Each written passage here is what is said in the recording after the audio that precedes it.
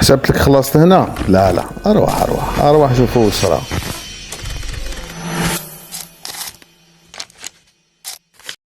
البداية كانت في حساب خالد جاسم، صحفي قناة الكأس والمعروف بحصة المجلس، اللي راهو يقول باللي الكاف فتحت تحقيق ضد الجزائر والكاميرون.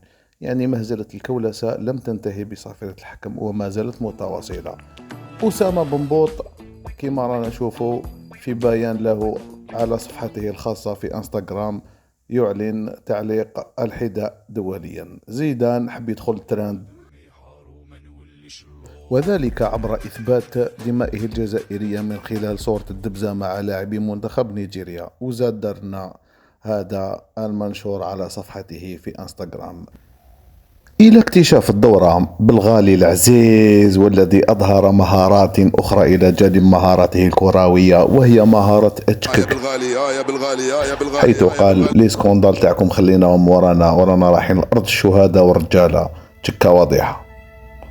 الكابيتان وبمنشور سوداوي مثل هذا عبر عن استيائه وحزنه بما أنها مباراته الأخيرة في كأس إفريقيا، وأنه خيب أيضا آمال تايلور والجماهير الجزائرية التي كانت حاضرة في المدرجات.